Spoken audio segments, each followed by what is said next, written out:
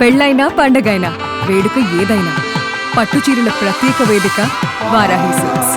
ముందుగా ఈరోజు మన భారతదేశంలోనే ఇప్పటి వరకు ఎప్పుడూ చూడని లాంటిది ఒక ఫ్లైట్ క్రాష్ అవ్వడం, దానివల్ల ఈరోజు మన భారతదేశం మొత్తం మధ్యాహ్నం నుంచి ఒక దిగ్భ్రాంతి సిచ్యువేషన్లో ఉంది.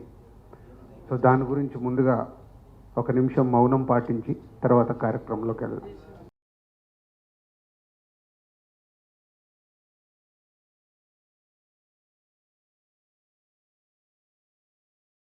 సో ఈరోజు యాక్చువల్గా ఈ ఈవెంట్, ఈ ప్రెస్ మీట్కి మంత్రివర్యులు కూడా రావాల్సింది ఉంది.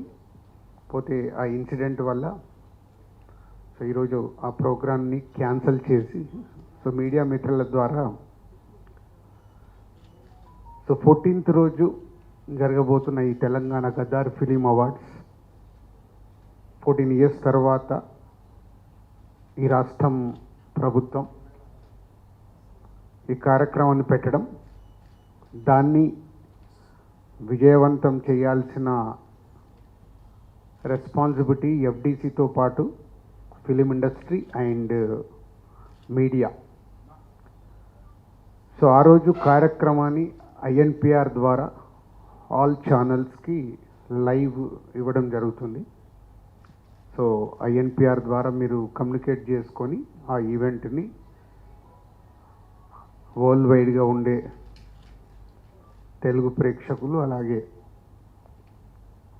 అదర్ లాంగ్వేజ్లు కూడా ఇప్పుడు పాన్ ఇండియా అయిన తర్వాత మన హీరోల సినిమాలు ప్రపంచవ్యాప్తంగా రిలీజ్ అవుతున్నాయి.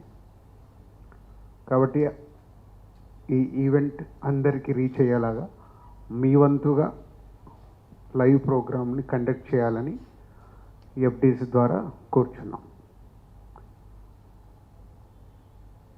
6 o'clock ఈవెంట్ షార్ప్గా స్టార్ట్ అవుతుంది. 2014 నుంచి 2023 వరకు every year three best films, ప్రతి బెస్ట్ ఫిలింకి hero, heroine, producer and director 4 awards ఇవ్వడం అనేది ఇప్పుడు ఈ తెలంగాణ గదర్ ఫిలిం అవార్డ్స్ నుంచి ఇంట్రడ్యూస్ చేస్తున్నాం. సో అలాగే బెస్ట్ ఫిలింకి, సెకండ్ బెస్ట్ ఫిలింకి, థర్డ్ బెస్ట్ ఫిలింకి అందరికీ అవార్డ్స్ ఉన్నాయి, 4కి. అలా ఎవ్రీ ఇయర్ 3 ఫిలిమ్స్ టు 2023 వరకు ఎవ్రీ ఇయర్ ఉండే 3 ఫిలిమ్స్కి 4 అవార్డ్స్ ఇవ్వడం జరుగుతుంది. సో ఇది చాలామందికి కమ్యూనికేట్ కాలేదని అన్నారు.